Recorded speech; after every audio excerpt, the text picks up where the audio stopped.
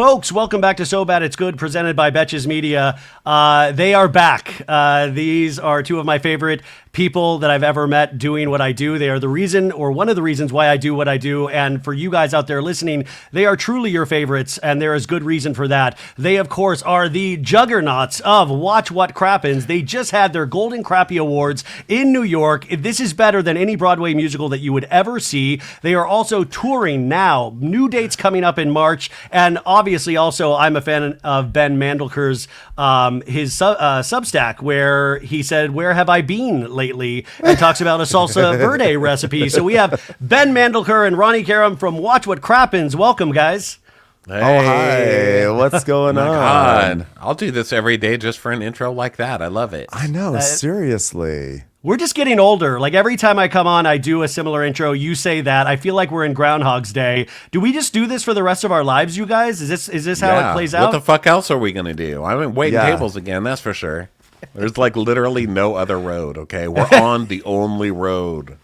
That's what I'm just like, I don't know. Like, do you ever get housewives exhaustion? Oh, I don't know. I mean, like I guess if the season is not that great, then I will get housewives exhaustion. But if it's a great season, then absolutely not. When you get a season that sucks and you just have to keep going, it gets exhausting for sure. Yeah, you're like an athlete that has a knee injury. You know, you're like, I'm really feeling the knee. I'm feeling the years at this point. Like Ronnie was a little bit like that for me this season. Was there anything for you guys that was a little like that? Ronnie was rough. I mean, and Potomac a little bit, because Potomac was having a good comeback season, but then it, did have a lot of really slow episodes, and then it kind of came back again towards the end. But you know what? You just hold on and you just trust the Bravo gods that it's going to come back, and it generally does. Yeah, it's like sports, right? You know, sometimes your team has a rebuilding year. The record is not going to be great. The scoreboards are not looking great, but you have to like mix things up. Ronnie, you're like, it's a building season. It's a building season. Yeah, unfortunately, Ronnie was paralleling some of the New York City sports teams. Like, unfortunately, they were a little bit like the Jets and the Giants, and that's okay. I will say that by the time the reunion, like, I kind of broke. Personally, like when we were recapping the final installment of the reunion, I think being so close at the end, I was just getting exasperated, and I just kind of was like, I can't talk about this anymore. I can't find the comedy in it anymore. It's just not. How do you find a comedy with that finale, and then have these big conversations around Bryn and SA and all of these things, and then you go into the reunion and you read a Rolling Stone article from Bryn where she doesn't really seem to still understand what she participated in. It's really frustrating to watch, and also really kind of sad overall. Oh yeah, I just screamed and yelled the whole recap. That's one good thing about just being yourself. I was just like, this is anger, and that's all you're going to get for the next 2 hours. So strap in, baby. Yeah. So I just scream and yell, and then I'm done, and now it's over. So thank Jehoshaphat. Do you think it comes back? It's also getting in trouble for things. Oh, yeah, it's coming back. Well, their ratings are better than Salt Lake City. I mean, granted, it's because they put it after Beverly Hills, but yeah, they're winning right now, I think, in the ratings. But that doesn't include Peacock. That doesn't include streaming. So in my world, streaming, everybody's watching Salt Lake, hopefully. That's what I want to be true. Also, I hope that's true, but how do we know? I mean, because we never know. There's no way to know anything, and they're still paying attention to main ratings. I mean, Beverly Hills, whenever Beverly Hills nears 1 million, everybody celebrates in the street, so we can't have it both ways. We can't, like, congratulate you when you're 1 million in regular things, but then... But I will say this, though, ratings... Ratings are no longer the pure marker of success for TV shows anymore. Bravo has said that they consider things beyond ratings, and also a lot of other networks, they consider the amount of they consider chatter online now, just because ratings are shitty. Honestly, if you really look at it, ratings are kind of shitty for every single network, for every single show, because they're down everywhere. Things. Yeah. So it's like ratings are no longer solely the marker, and then because streaming messes things up too. So ratings are important, but and it's definitely going to come back. But I think that they will make changes because the buzz is so bad. It's so bad, and I always feel like when the buzz is really bad, it always hurts the next season, because usually I don't think. Some people will bail mid-season, but people usually see it to the end. But then when it comes around again, people are like, you know what? I don't think I want to pick this back up again for a new season. So I think we will see lower ratings next season. Yeah, I know. I totally agree. To go to your live shows real quick, people follow you around like the Grateful Dead, and I think at this point you have more years in you than the Grateful Dead at this point. So it is very exciting. You just came from a Salt Lake City performance where Queen Angie Katsanevis, I think, joined you on stage, and you also then before that did the Golden Crappies. When we just talked about Ronnie, but you had Rebecca Minkoff, who is now off of the show. You had Jessel there. I mean, it was a real celebration. I guess starting with Salt Lake, how was that performance like, and how was Angie? Because I got to meet her this year, and I found her delightful. What was that like with Angie? Oh my gosh, she's so sweet and funny, and she has such a good sense of humor about herself. So that was really fun. And she supports the show. You know, the way we meet people is if they message us and say, like, I listened to your show, and continue to make fun of us, you know, because we're not going to just ask people who were mocking relentlessly to come sit through that shit, you know. So she's a good sport about herself, and she was just so much fun. And of course, it's good to get some tea in real life. What tea did you get? I ain't sharing shit. We got to keep the tea. You got to keep come the on. What? But it's good just to be like, you know, these are what I suspected throughout the year about so and so. She'll make truth. You know, it's like she could give you a true or false on stuff. So, like you're barking up the wrong tree kind of thing. Yeah, she also, I have to say, I think she was probably one of the most humble Real Housewives that we've ever met.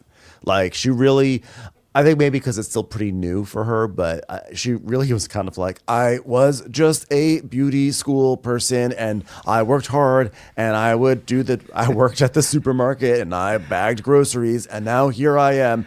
And she really, like, you get this sense that she's like, I can't believe this. She wouldn't, like, we're like, oh, we'll give you a ticket. And she was like, no, she refused to allow us to give. She doesn't want money from big Crappens. She doesn't want to, you know, it's like Big Pharma. She doesn't want your money. She was like, I want to support you guys. It was like very important to her, and she was just very, very, very humble, which was lovely. She was great. She was great with the listeners. She stayed the whole show, and we're actually, I think, fortunate in that, like, really all the housewives, or just anyone from Bravo who has come on to our shows and has done stuff, they've all been like really, really nice. So it's not like she was great and everyone else was shitty, but she was kind of like exceptionally nice. Well, that's where, like, I love when I'm wrong, because I didn't really enjoy her extremely, like, so much last season, but this season she is so integral now for me, and I love her. I'm so proud and excited for her, because I was like, she has totally proven her worth. She's also, I found out, Greek recently, which is exciting to finally find that out. But it's like, why was this season so magical? Like, did you feel the same way I did, where it was really my saving grace every week? And my least favorite episode of the season was this third episode of the reunion, because it's over. Like, did you guys find this magical as well? Oh yeah, I mean that whole season is so good because they're all crazy. They're all fucking crazy, and they're all themselves. You know, I think even when they try to produce it, like all the storylines that they were trying to self-produce, like the Alibaba stuff, and every storyline on that show is self-produced, right? And I want to stop. No more podcaster drama. No more. I do not want to hear about podcasters anymore. That's the only rule. I agree. Yes, and then trying to use the podcast against each other and all of that stuff. So it was so fucking funny to me because they just, every time they try to self-produce, it completely backfires in their face. And you see the reality of it, which is that's what housewives do. They self-produce, they go to blogs about each other, they try to catch each other. And that's what it's become about now. And maybe it's a little too breaking the fourth wall kind of thing. But to me, I just think it's hilarious because we've always called that one the community theater of housewives. And so just to watch them trying to piece things together and just fail so miserably. And then when they get to the finale, they can trick each other so easily because they all believe the last thing that was said. So you're catching Bronwyn in all these lies, but then Bronwyn is so good at it that she can just be like, well, she makes every fight about herself and then twists it, and then she has everybody believing it again. I mean, it was pretty amazing the whole season. I mean, sorry, Ben, what? I was just gonna say, I thought actually the first like 2 or 3 episodes were slightly uneven. It felt like they were being very extra. It felt like they were trying to fill the space of Monica not being there. You had that like Bezos party where it felt like it was auditions because you had Bronwyn there, you had Brittany, but there was also all these other people that felt like they were like tap dancing to get on the show. And Brittany is so fake. Like Brittany is such like a reality star person that I was like a little nervous. I was like, this is entertaining, but I'm like a little nervous that they're like trying to be really big on purpose. Yeah. But then it's kind of like at the Milwaukee trip, which was pretty early on. That was about like the 3rd or 4th episode. Then all of a sudden the interaction started to become, I felt for me, more real. And then the show really kicked into high gear and then never looked back. Do you think Bravo is like now we're going to see cast trips at like places like Bakersfield after the Milwaukee thing went good? Like we're not going to do fancy trips anymore. It's going to just be in like, well, if we can just send them to Milwaukee and we can do content anywhere. Like we don't need fancy trips anymore. Yeah, I mean, they did go to Oceanside for Beverly Hills, so maybe this is a trend. But also, like and then Salt Lake Potomac's City, Austin trip, and yeah, they'll throw some cheapies in there for sure. but also Salt Lake City, like that is a franchise that can like survive a low rent trip because they really were built on like the Southwest Airlines routing, right? So like, we're used to it. Yeah. We're used to them going to like. Some Well, I thought it was random, for Jen like, Shaw small market. because she couldn't travel out of country when, she was on the show. Yes. But now Well, I realize what they it's told them. Yeah, that's what they told them. But I mean, half of that show is shot on the side of the road. Like they'll shoot entire half seasons in the shoulder of a freeway. You know what I mean? No, I Or love in that a they parking always lot. have like their like Heather Gay has like the foldable chair. Like there was just like Yeah. they find a Yes. picnic bench anywhere and then they just put out their like little charcuterie tray and a foldable chair and that's all I Everywhere. need truly. Like Yeah. Like honestly, they are like ambassadors to the Kirkland brand at this point. It's like everything is just like whatever you see out there in Costco when you first walk in, they have bought it and then they just set up a scene with it. Yeah. Being in Salt Lake for your live show, did you? I always call it the mean streets of Salt Lake City because there is so many, vumas and nastiness and all of this stuff, and there's always these rumors and like we got circle jerks brought into the conversation recently. Do you feel the vibe in Salt Lake? What is the? Because you have boots on the ground experience now. Is it like a Twin Peaks vibe? Like what's the feeling when you're there? It actually is a different vibe in Salt Lake. I mean, it is a completely different vibe. And this time the show was wild. It was really fun. The audience was really lively. The first time we did a show there was not that. It was really weird. I mean, it was very quiet. And everyone was super nice, but it was just very quiet. And then you go to any town where there's like 6 children per couple, to me that's just weird. Like it's not weird. I shouldn't say weird. It's No, just it's different than different. what I'm Yeah. used to, you know what I mean? And there is a lot of like if you're drinking, it has to be on a different floor than all the non-drinkers. So some people are, in the balcony, and I'm like, you're my people up there, because you could tell the wild people because they're all cordoned off. Projectile vomiting off the balcony. Yeah. Yeah, it is a different vibe, and it's also like the men are so good looking there because I think they don't have anything else to do. They can't cheat, Nothing. They can't do drugs, they can't drink, so they work out. Yeah. So it's a great town for sightseeing. Pecs, if you're into that. I love that. A lot of hot dads. We had excellent Mexican food, by the way. I've been talking about this Mexican food. We went to the Red Iguana, which is apparently like an institution in Salt Lake City, and like I have like everywhere I go, I'm like, guys, I went to the Red Iguana. It was so good, but it was really good. But it's like a weird. There is a different vibe there. It was like quiet. There were a lot of like military people where we were staying, a lot of soldiers, and it felt like I felt like I was in a conservative space, which was interesting. It was cool. And also, like, it just was... LA is so hectic. And when you go to Salt Lake City, it's like peaceful and quiet. So that was definitely something I noticed. Where are you guys with Heather Gay now? Because I know she was a little offended at the Golden Crappies, I think, last season because you gave... Well, who was it you gave an award to that she tried to block the award? Monica. Monica. Yeah. Are we all healed with Heather Gay now? Is everything copacetic? Oh, we're healed. I mean, look, we're We've healed. been healed. Basically, You did your healing we never had a journey. Yeah, beef. okay. We never No, had I a know. beef. It was ridiculous. We don't have a beef. The beef is totally on her side. I mean, granted, after that, I went on some show and was like, oh, fuck off, Heather, but that was just because I think she was trying to stop other people from her show from coming to the Crappies, and that pissed me off, too, because I was like, you can be pissed, but don't, like, get everybody. Like, that's crazy. So, I mean, we had a good fuck off moment, but we don't talk to her. You know, we weren't like best friends with her in the first place. So basically, we have no problem with Heather, and we see what she brings to the show. I mean, we love all those ladies. I'm a so fan. I don't ever want to have beef with housewives. I mean, that's just so silly. You know, we're fans. We're not really beefers.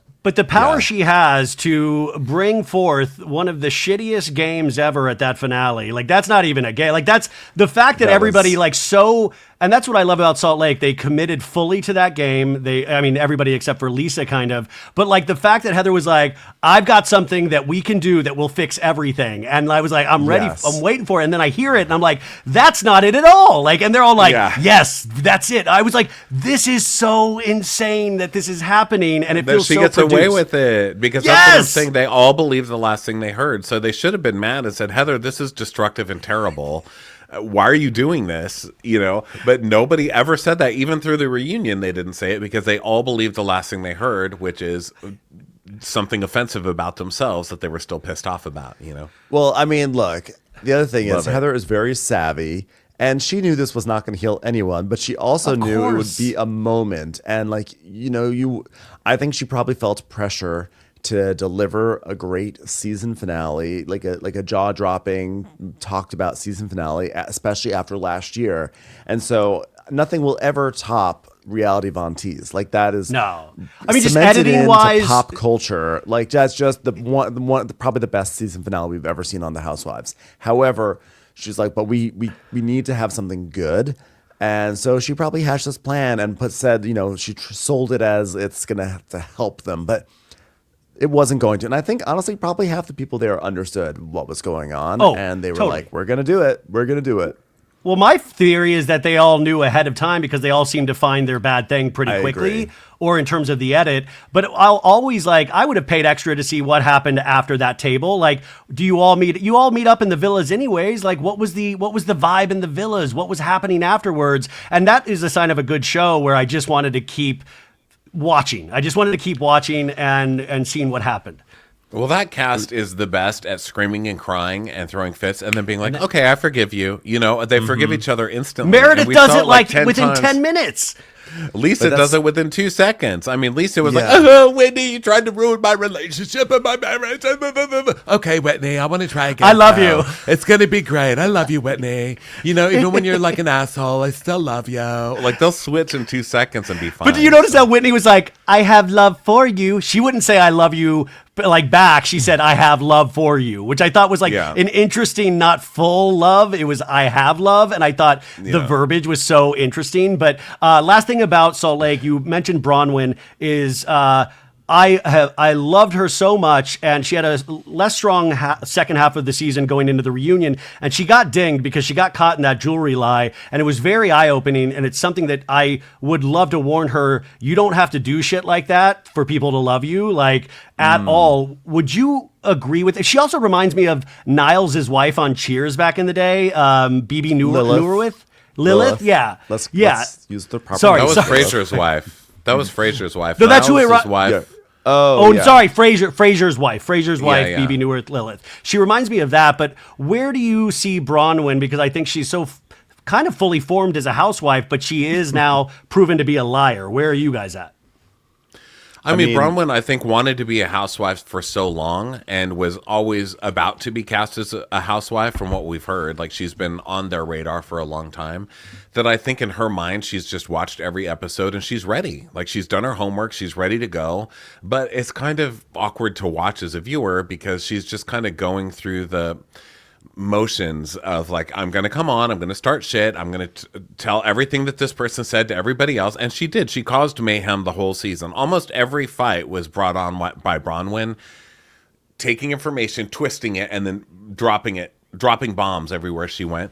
So I don't know. I mean, for me, she's not funny. She's not that funny. I prefer like a campier housewife who's less self-aware, and to me she's very self-aware, so I don't like that. I find the constant lying and twisting to be one of my most annoying things about the housewife. But that said, I think she delivered a lot of great storylines, and I think overall she's pretty good, and she's not going anywhere, and I think she's pretty good for this show, so I'm happy with her overall. Yeah, I think that she is great because she has like more depth to her than Monica. Like with Monica, you felt like Monica was great. She came in like a whirlwind, but she burned too bright, and it was too much. Yeah. And there was nothing, and you got the sense that everything about Monica was a lie. She came kind of from that Brandy Glanville and Mia Thornton kind of school of housewifery. And Bronwyn is like, I think she tells fibs as much as any of the other housewives. I think what she did create a lot of chaos, and a lot of the fun of the first half of the season was the way that her vibe was kind of like, oh, you're gonna mess with me, okay, I'm gonna mess with you now and blow up your shit. And that was great. And where she lost the thread was when she started turning against Whitney and Angie K, I think maybe in pursuit of proving loyalty to Lisa. I don't think that sat as well with the audience. Definitely not with me, although I am still a big Bronwyn fan. I think I agree with Ronnie. I think she's an excellent addition to this cast. I think that next season though, she has to just pick a side and stay with it, because she ran out of control. I thought she had the cool villa with Angie K. Like, be happy that you're in the that cool was villa. the good villa. What is Lisa Barlow like? Lisa Barlow must be one of those, such a magnetic person in person, because all of these ladies, they throw themselves at Lisa Barlow. Like they are willing to give up all of their power for just a smile from Lisa Barlow. And I love Lisa. I never agree with her. Well, I mean, they just seem like they need her approval. No, I think they want to poke holes in her story. And I think that they want to prove, they're like, okay, Lisa, we're going to show you what being a loyal friend is, because you are not a loyal friend back. I think they are just building a case, but then they get wrapped up in some bullshit as a result of it. But that's always one of my most confusing things. I think Lisa Barlow has such an odd way of just dealing with everything. Like, she's emotionally incapable. If anybody confronts her or whatever, she starts crying and having a fit, reverts screaming to tears, and yelling, and throwing insults. But she didn't really do anything to any of these people. Like, that's the other thing. Like, Whitney has had a hard on for her for years and keeps coming for her, but she didn't do any of that stuff. And then you've got Bronwyn coming at her, but she wasn't lying about Bronwyn either. They didn't know each other that well. And then notice how many years keeps changing. Like, we have been friends for 10 years. And then it's like, well, we kind of met 7 years ago. Then we met in Nordstrom, and I wouldn't even talk to her because she was in jogging pants. Like, girl, you are not best friends with Lisa Barlow. Come on now. So they keep coming at this like, Lisa, you hurt me. But Lisa didn't do any. Lisa still has not done anything to Bronwyn. She hasn't done anything to Whitney. So all this stuff is crazy. They keep accusing her, but they haven't caught her in anything. So I don't really No, they'll keep trying. They will keep trying. The audience buys it because Lisa just can't help herself. She loses her shit and then looks guilty every single time, Oh my God. I'll remember it till my end of days of like Whitney of like, you were giving John a hand job while making out with Lisa. I just thought that was the lowest. I was like, but also a scream, laugh out loud moment of like, what has television come? Like, this is insane. Remember and she's still going, pointing. Why can't I burn this with Lisa Barlow? Yeah, and she did the bow. It was like a bow and arrow. And I was like, I love the body movements. It's amazing how like athletic Whitney is. The Golden Crappies just happened a couple of weeks ago, or like, time means nothing anymore. I think it was like last weekend. It was last weekend, yeah. You took Broadway by storm, and what was the vibe? I mean, this is like the biggest night of the year. I think like for Bravo fans, for your fans, and you kind of up the game every year. I've been a part of this before, and it really is like these magical nights. What did you think overall after this Golden Crappies? What were your standout moments for you guys? This was like, for me, this was, I think, the biggest and best one we've ever done. It was like it was electric. Like the vibe, the audience was so great there. Then we had these amazing guests, and it just felt, I don't know. I mean, standout moments were, I think anytime we surprise the audience with a guest, I think everyone like really lost their mind. No one knew that Jessel was going to be there, because what happens is when the show starts, people who are going to be on stage they take their seats in the audience. So then everyone sees them in the audience and cheers, and everyone gets excited. But then like people didn't know Jessel was going to be there, Rebecca Minkoff or Patricia Altschul, and so the audience like went nuts for them. Ronnie did a whole thing. He did a song as Dorinda, singing a song from Sunset Boulevard, and he smeared lipstick all over his face and wore a turban, and that was kind of amazing. So those were like very Yeah, fun the whole moments. thing And was plus- fun. This was Ben's first. What if time Ronnie doing was a like, musical number. I didn't really love it. Yeah, it was like so-so. Like Ben was Ronnie's like, like, it was yeah. electric. You're like, No, So it did you- was great. I mean, we had people working with us this time. We had a director, which made a huge difference, Mark Tuminelli, who was great because he, we had like lighting, because when it's just us, you know how we roll. We just roll in Yeah. with a backpack. We throw a recorder on the table. Yeah. We have a tablecloth, and that's it. And it's been that way for years, no matter how big the show is. But having a director and having him be like, oh, we can do lighting. And then we had we worked with Kiswe this year to do streaming. So they were doing like Yeah. they had 4 cameras cutting back. I mean, it was just the production that everybody else did around us was really cool too. So which you can we didn't still really see stream that this stuff. show, right? We can Yeah, still yeah. For a stream the week. Crappies. Till the 14th. Yeah, and actually what was so cool was there was an article that came out last week that was like the big winners and losers of the Golden Crappies. Like it was an article that actually treated it like a real Like a award real show. Which was, yeah, they were like so and so like got 2 awards and so led in the bad like the shitty awards, and like I was like, oh my god, this is my dream come true. Now that makes me think, have you ever been in touch with any of the Housewives management where they're like, Jessel really needs a category this year. We really are pushing Jessel. Like, has anybody tried to No. infiltrate because this could get like a Weinstein situation where they're whining and dining you guys to get like just a nomination. We just need her name. That's like funny. Sold on SLC needs to get up there at some point. No, we can only oh my God, dream. sold on SLC. Only 5 people watched that, but I loved that one. What a weird place. I love It's a good Salt Lake show. City. I'm telling you, they breed them differently in Salt Lake. So the really Golden do. Crappies, you can still stream. You were also Watch What Happens Live. You were the bartenders on a very important night when Austin was there, and also Miss Patricia, who I love. And I think somebody was telling me you guys were saying that Austin, like girls and guys just throw themselves at Austin. Yes. Was that what you noticed? It was Yeah. out Oh my of God. control. Like Literally people line walk- up. Yeah. People, like everywhere we went, on the sidewalk, in restaurants, because we went out and we drank afterwards. And like people, one girl came up with like a napkin with like a number. It was like, this is for my girlfriend. If you want to reach out to her. I mean, it's non-stop. I've never seen anything like it before. Madison! Say right now. It was those girls' fault. Yeah, but so you got to see this like in person, and were you charmed by like I don't know, he's 6'5", 6'6"? He's really tall. I mean, did you guys feel the magnetism yourselves with Austin? I personally did, yes. I mean, look, we're still gonna rag on him on the show like crazy, but I can see the charm. Like he actually has like in person, he has like a very kind of like winsome personality. He's smiling. He's just like laughing a lot. He's like, ah! And you can like make fun of him to his face, which is actually really fun. We were basically like, well, Austin, like we I don't remember half the things we said to him, but we were basically I would say like, oh well, Austin, you were terrible in that scene. He's like, I was. He's like you can just say anything to him. Miss Patricia, who I really adore. I mean, like this week's episode of Southern Charm, Whitney was in a different planet. Like he was like, he broke the chair, obviously. And I was like, thank God Miss Patricia's going to bed. But Southern Charm has turned out to be really overall this show about the men, even though they tried to like shoehorn the women in there. But it is interesting in regards to the Craig and Paige relationship, which is going down, and Summer House premieres on Wednesday, which you guys will be covering. Do you care at all about the Paige and Craig relationship and what is happening with it? Because I feel like the audience wants a Scandival level event here, and potentially it might not be.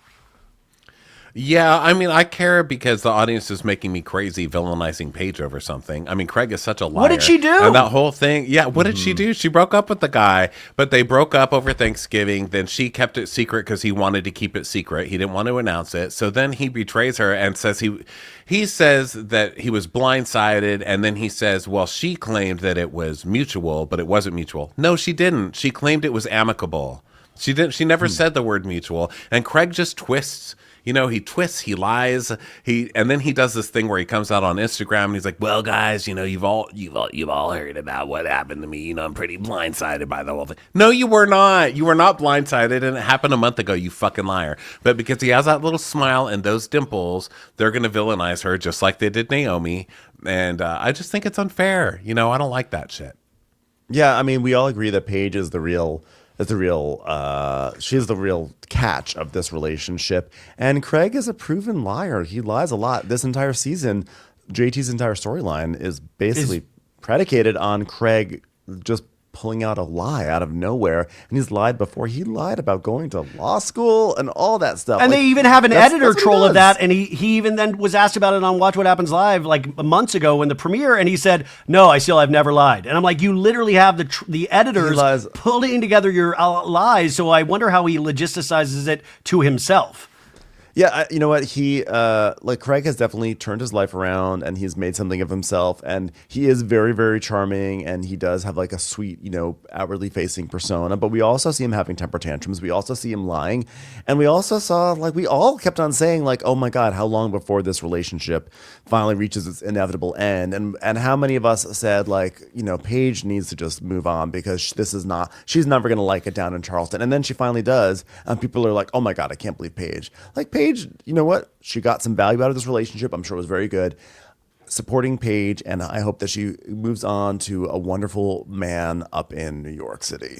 She doesn't even need Bravo at this point. She's got her own thing going, and I'm like, She did everything by the book. We might not like it. We might feel bad for Craig, but there's no reason to villainize. I mean, this. I used to make fun of Paige all the time, and I'm completely on. I like Craig, but I'm completely on Paige's side. So it's really interesting, and I think what's interesting is these picking back up cameras. We saw it on the mid-season trailer for Southern Charm, so I imagine they do the same thing for Summer House. Mm-hmm. And I'm like, are we just gonna keep reliving this breakup for the next year and keep we're gonna have to keep commenting, and Paige is gonna have to keep responding to allegations? There's no scandal here. There's no scandal. They just broke up. It's not a scandal. There's no galaxy light here.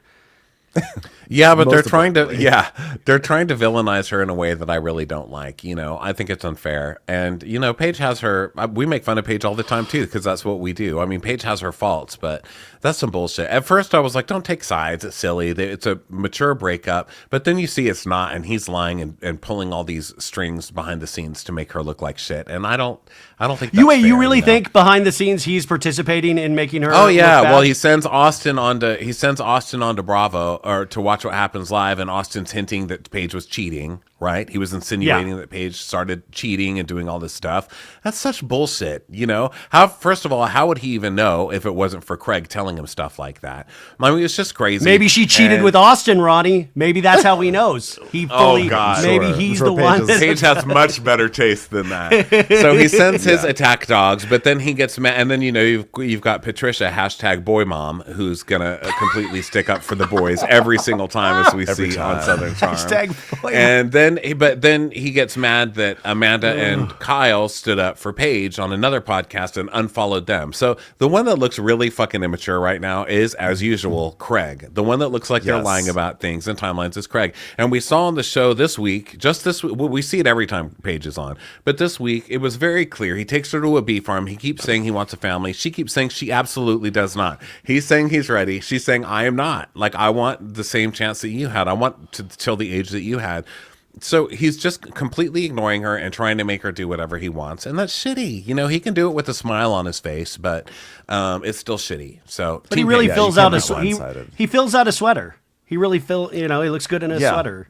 He looks good in a sweater. He's got nice arms now, but he cannot claim that he was blindsided when every episode is Paige looking more and more disgusted with his entire lifestyle down in Charleston. Yeah. I want the editors to sit Craig down and go from the beginning when she was excited about Charleston, at the very beginning, she's like, I could see myself living here. But then through the years, you see it nah, I'm good. And I would love just a whole edit of those moments. Speaking of Boy Mom, I'll always remember it was last Christmas around that time, Miss Patricia Patricia called me out of the blue, about something that we had said about Whitney on the show. And I love Miss Patricia. I'm like friendly with her, but it was so funny because you realize what a mom she is, because she took umbrage with one of my guests, what they said about Whitney, and she wanted to say how good of how successful he is, what a good son. And I just loved I love that momness of her, of like, it was a lovely conversation, but it was one of those moments where I was like, we live in a simulation. There's no way I'm talking to Miss Patricia right now about her son Whitney. Wild. Yeah, I feel that way every time. Every time we see Miss Patricia, I'm always like, "Are we really talking to Patricia Altschul right now? she's tolerating this." I love her so much. Okay, so moving on to Southern Hospitality really quick. It was so funny. I went to a wedding on King Street, first time in Charleston, and I met up with some of the Southern Hospitality people. And you were talking about this earlier. Joey Bottles was talking to him, and he was a little tipsy, but he was like, "I love when the Crappens guys make fun of me. Sure, it hurts sometimes, but I love it. You gotta love it." And I love that he used you guys in particular. He's like, "I can roll with it. And I forgot to tell you that in the moment, but it just cracked me up. But I really love Southern Hospitality. Do you guys feel the same? I love that show, and I love the cast on it. I love Joey. We call him Joey Marbles because he's got marble mouth. But Joey, I love Emmy, Maddie. I mean, I love the whole cast on there, and they're so supportive too. Because when there's a new Bravo cast, that's when we see who's supportive, because they're just desperate to hear what people are saying about them, and and TJ, those guys are all really supportive, and I'm sure we tell them all, please don't listen to this shit. Yeah, it's mean. Like, it's eventually going to hurt your feelings. But they seem to be good sports so far, and I love that they're not famous. I love that they're not famous yet, so we're still getting like real interactions based on that, right? We're getting it this season a little. We're starting to see them famous and stuff, but they're still kind of down to earth because they're in Charleston, I guess. But I'm happy for them. I'm glad to see their show grow. Yeah, and also, I mean, it's a really fun and funny show. It's fun to have a show where there's 20, it's all predominantly people in their 20s, maybe early 30s, because a lot of our youngin shows they're getting older, which is fine, but it's always good to have young idiots on TV. And on top of that, I have to say, I think that Southern Hospitality has been really strong over all of its seasons, but especially this season with LGBT issues. Dude, I love Michael's having his first date with the guy, and I love that. I love the TJ and the Joey Bibles moment, and you could see TJ kind of no wonder he was in love with Joey Bibles. No wonder he was in love. You see these moments that I'm so happy are a part of the storylines. But most importantly, usually gay people on Bravo, if they do get a chance to be a cast member, which is often, especially gay men, it's often not really. We don't see that very often. Never on Vanderpump Rules. Well, we saw Billy Lee, but Billy Lee was also not a central character. So just having TJ and Michaels both have two gay people on the show, and on top of that a storyline has been their relationship. Are we attracted to each other? Are we not? You kissed me, but then you went away. Da, da, da, da. That's the sort of conversation we only see reserved for straight people. And if a gay person is on a show, they may be talking about it about someone who's not even on camera, who maybe pops up briefly. So it was I think it's actually quite a revolutionary show for Bravo. Do you agree, Ronnie? Oh, yeah. Yeah. It's interesting to see the dynamic, because it's not only gay stuff, because you'll see a gay show. It's not like that's anything new. But to see kind of the dynamic of gay people living within a straight circle is pretty interesting, because that stuff does happen. I've had that stuff happen within my friend circles too. So it's interesting to see it represented, and the whole closeted, TJ's not closeted, but being in a place where there is so much closeted activity going on, and how you navigate that as a gay person, and dating closeted people, but then wanting someone who's not in the goddamn closet, or having your straight friend who's I wonder how this this will be no big deal because it's just a gay guy, and then how that affects your feelings and stuff. So it's pretty interesting, you know. And I'm an old man, so to see that stuff represented on TV to me is crazy. Like, I'm proud of those kids. I'm proud of them. Me too. Yeah. Proud That's of what I'm those like. kids. But I'm like, oh, those. I always refer to them as those kids, and I'm like, because they are. And you're like, wow, it's so much better than watching Craig get like a colon, like a rectal exam. Like, as you get older, your body starts falling apart. These kids are still out there getting drunk every night. Like, Emmy's crying with like Erica Jane mascara. Like, it's so good in so many ways. And then that would lead us to Beverly Hills this season, which, where are you, like, I mean, the Dorit hurricane that's happening, are you pro Dorit now? Are you finding it to be... I am very pro Dorit. I think that Beverly Hills is low-key having an excellent season, and I think that it's being just overshadowed by, on the one hand, it's overshadowed by Salt Lake City having a blazing hot season, and then New York is having such a bad season that we're all talking about how much we hate New York. So we're all talking about New York. We're talking about Salt Lake City, and maybe we're also talking about Paige and Craig, but like, they're just more pressing things. But the truth is that, like, every week when I'm watching Beverly Hills, I'm like, this season is so good. This, like, Dorit going after Kyle is so entertaining for me. Kyle coming up with the most bullshit reasons for why she is somehow in the right is like, it makes me mad in a way that I like being mad. I think you got Bose, who comes in. She's new and she fits right in. She's perfect. Jennifer and she's Tilly support for hilarious. Dorit. She gets to support Dorit when Kyle can't support Dorit, and I love that relationship now. Yeah, so I feel like it's actually been a very good season for Beverly Hills. However, like, I also think, though, that, like, with Salt Lake City being such a big, loud show, sometimes you just kind of want on Beverly Hills for them just to, like, say it to their face, you know? But yeah, I don't really keep. into it. Well, this past week I thought was fantastic. It's just that I was really scared before then that we were going to get into the memes and texts for the entire season. And I was like, the memes and texts are getting loosey apple juicy to me. Like, the memes and texts, you know, but this past episode, I was like, it gave me like refreshed hope for where we're going. And like that Kathy dinner where Erica Jane like knew immediately about everything divorce. And like, this guy, PJ, doesn't like you, Dorit. And I loved that scene. And like, wouldn't you have loved to have seen that PK and Dorit relationship, like some of the fights that they talk about now? I would have loved to have seen elements of that on Beverly Hills in the past. Yeah, but it's been too fake, you know, and that Beverly Hills is the one that will take a storyline and just beat it over the head for 2 seasons, you know, like they will never drop it.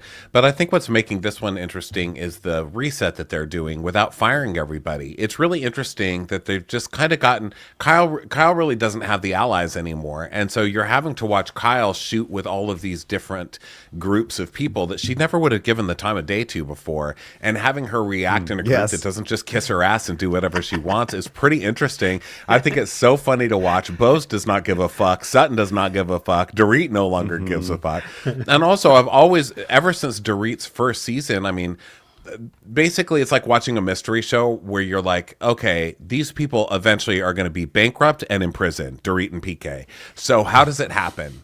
And so I feel like we're finally getting some payoff there. I mean, there's no news that's going to put them in prison, but we are starting to see the bankrupt and the not paying the bills, and we're starting to see the house of cards fall. And while I've always liked Dorit, they're just such phonies and such plain grifters that I cannot wait to see how this all comes down. I'm waiting to see the house of cards fall. Little Jagaloo is aware. Little Jagaloo is like, listen, like, I'm hearing things at like, elementary school about you guys. And like, they're just ignoring little Jagaloo in Phoenix. And I just thought, how bizarre that we're getting to this place, but I want him to get there faster and not drag this out, because I'm just confused, or I'm interested to see where it goes. And then also, who do you think, like, do you think Sutton was consulted at all about having her mom on this show, knowing that it was like, she knew exactly what was going to happen when we had Reba on? She knew that's exactly. Her revenge. That is Sutton's revenge against her mother. She is dragging her mother for filth on TV, and I love it. She is like, okay, audience, get my mama, get her. She's clearly racist. She's got all this shit going on. Drag the bitch, And Garcelle, like, with the preview, I can't wait to watch this week when Garcelle says you have to be nicer to Sutton. She's like, mind your business. And I was like, whoa. None of your business. Yeah. Oh, it's gonna be great. Sutton, and I think that's the other thing, is that, like, Sutton, she knows that Garcelle will stand up for her, and I think that Garcelle knows what the mission is. Garcelle knows, like, this woman is like probably like a racist piece of shit, mean woman who's like traumatized my friend. And I'm going to come in and I am going to put this lady in her place very politely. And as she should. It's like I'm already cringing anticipating to the episode. But their storylines I never thought would be interesting. Like on paper, they're not interesting. Like Sutton goes to visit Augusta. I was like, oh God. Or Kyle has to go to lunch with people she doesn't know. Or like, oh God. It sounds lame, but it's so good just watching them all interact. I'm really enjoying this season. Well, I think that honestly, the real strong point here is for me has been kind of the general dismantling of the Fox Force 5. You know, that was a impenetrable clique that would push out new people and then thought that their shit was deeply entertaining, and it wasn't. And it was just they really dragged down Beverly Hills for a few years there, and it was really, really tough to watch their hypocrisy and like the hypocrisy coupled with the fact they just weren't interesting. And they would have like fake confrontations where they could say, oh, I confronted so-and-so about this, but it wasn't a true confrontation like we see on the other shows. And to now see Dorit really going after Kyle, like, and that is kind of like the most core in there. You know, Rinna's gone, Dorit's going after Kyle. Erica is still kind of loyal, but now I think the Fox Force 5 is mostly dead. And now look at how much better their show is. Well, Ben, to your point, Fox Force 5, I only think meant something to the actual people in Fox Force 5. I think the audience genuinely didn't give two shits about it and laughed at them for it. So, like, I've always loved the dismantling of that, which I wanted to get your take really quickly on. It was announced today that Lisa Rinna is your next competition, you guys, because she has announced that she is starting a podcast with Harry Hamlin called Let's Not Talk About the Husband, premiering Valentine's Day on Dear Media. She is your new competition. Do you give two shits about this podcast? Well, good for her. Yeah, she I should do. be yapping. Why not? You know, good for her. You go, girl. Here's the thing. I've always really enjoyed Lisa Rinna, and I do think she got caught up in the show. I think her leaving the show was a good thing. But I was always a fan of her when she came onto the show. And then her tipping point was when she started trying to copy whatever Erica was doing. And then she became less interesting. But like, she should do it because I think that she has to like work through her issues about being a housewife. Apparently she's still really like, it's a thing for her apparently. Yeah. Like she doesn't want to, like, I guess it's like if she does interviews now, you're not supposed to ask her about Real Housewives unless she brings it up apparently. And I think that like, can you ask about like renovation and her books and stuff? Like, what do you ask her about? I'm sure you I can. mean, what else? Yeah, what else do you talk Yeah. to her about? But yeah, she went too crazy. You know, we see it happen with a lot of housewives where they just get too involved in the calling of the blogs and the trying to plant storylines and this and that, which I still to this day think it was Rinna and Kyle who planted that whole Lucy apple juice thing. I mean, to do it in Lisa Vanderpump's 100%. actual voice. I mean, and then That's she why got Rinna caught would be with- good on The Traitors, by the way. I think she thinks like that. She would be very good. And well, Rinna is actually really good at reality TV. That's why I got upset when she started to try to like when Eric was doing glam, Rinna's going to do glam. Like, it bothered me because she's been historically very good on these shows. She was great Goldie on The Hawn's going to Apprentice. do the dancing videos, so Lisa Rinna saw that was popular, so she started doing it. She's got that weird kind of copycat syndrome.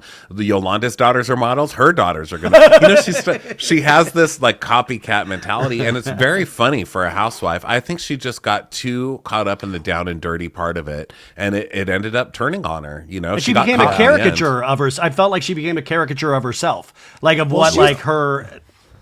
What I always liked is that when she came in, she was more famous than anyone on the show, and she came in and she didn't give a fuck, and she would just be messy, and because you could see it was just entertaining for her, and I loved Lisa being messy, and she's like, and she's laughing, and she was just like very winsome. But then when she started taking it seriously, that's when I think she lost the audience. Yeah.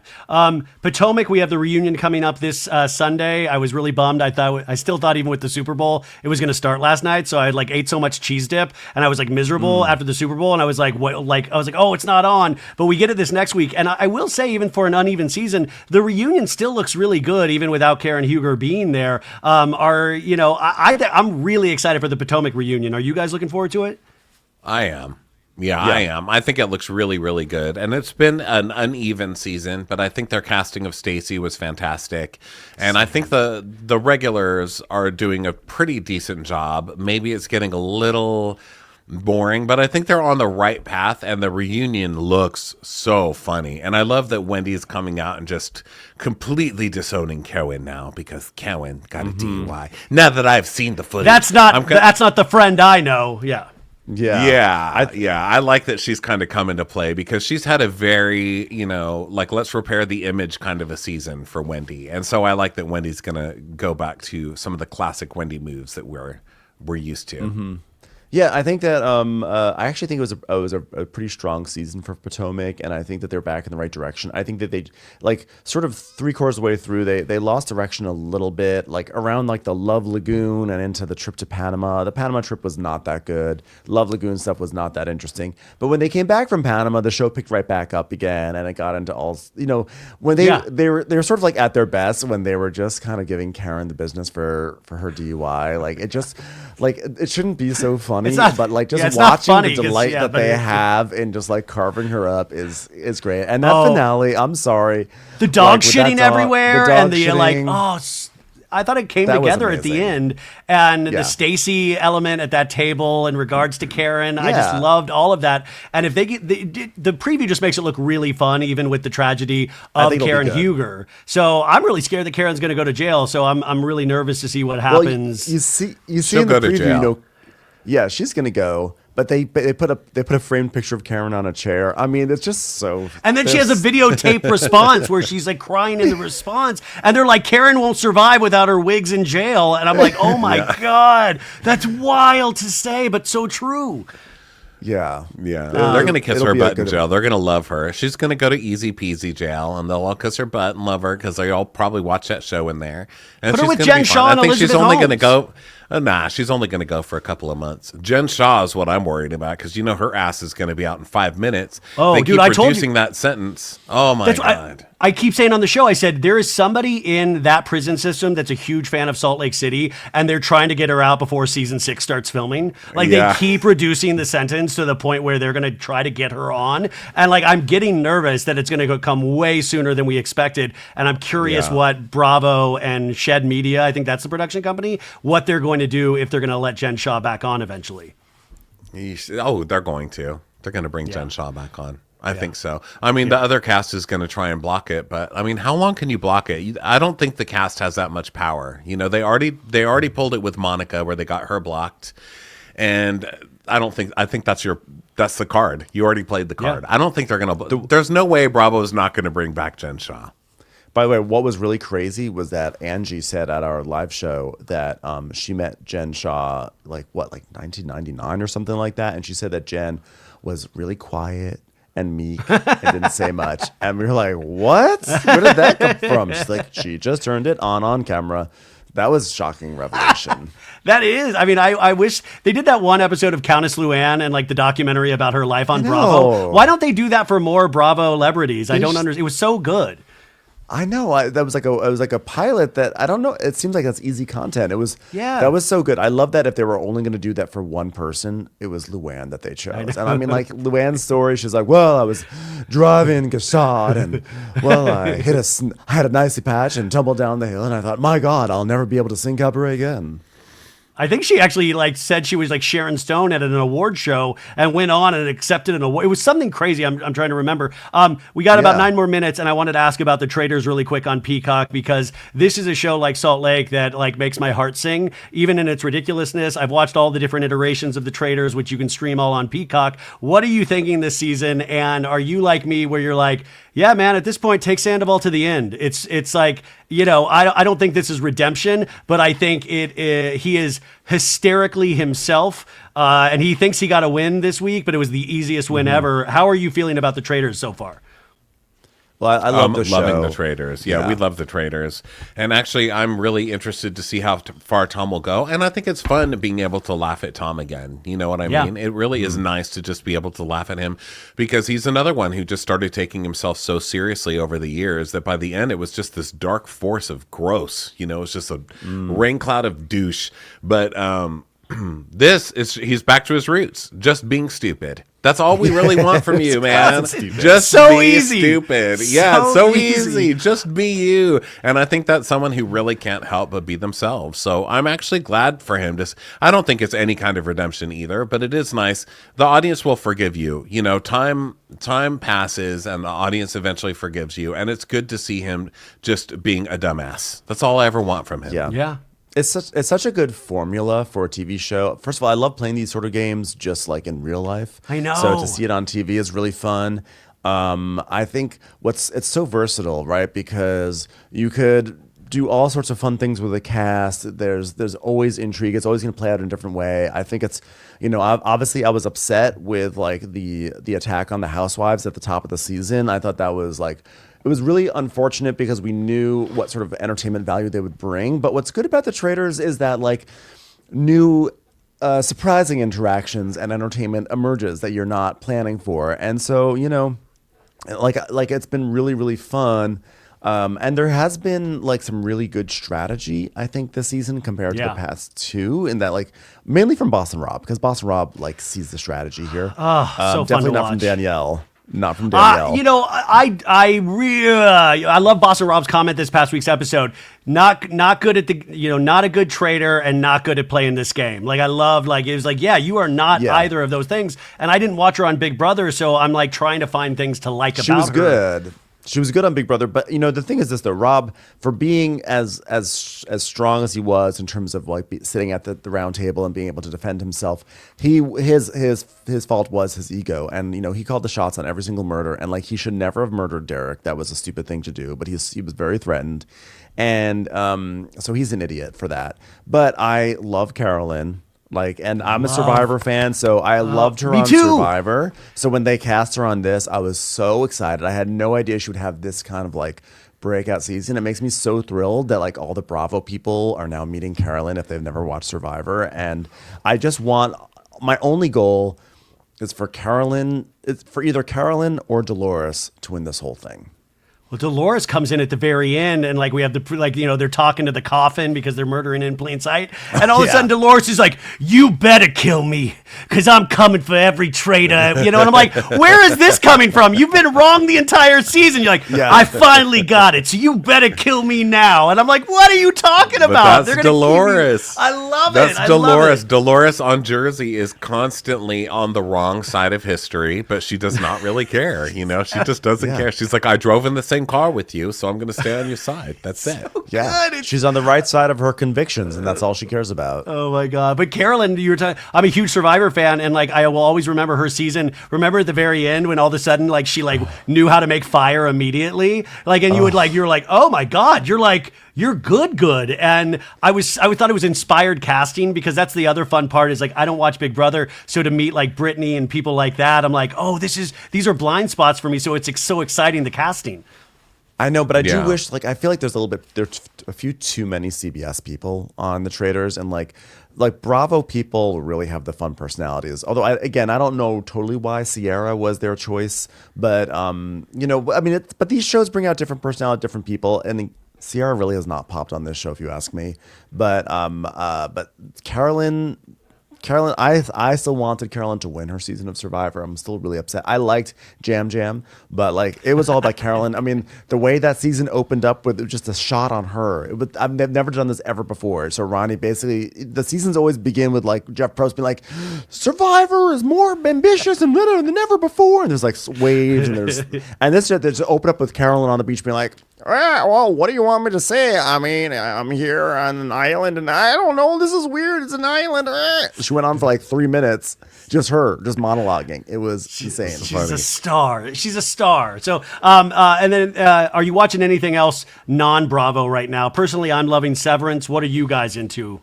Do you even give yourself I haven't that? started that. I've got to save up for a few episodes, but I love Severance. I watched the first season. I'm watching Landman, which is okay. Billy Bob Thornton, right? Yeah, that one's pretty good. I'm on like the second episode of that, and I started watching Silo season 2, and that's boring me to death. I need a good drama though. Those are my favorite shows. I like sci-fi and drama, but the one on Netflix, American Primeval, is pretty good. Primeval, that one's pretty good. It's a good Western. Yeah. But no, I'm in the market for a really good TV show. Okay.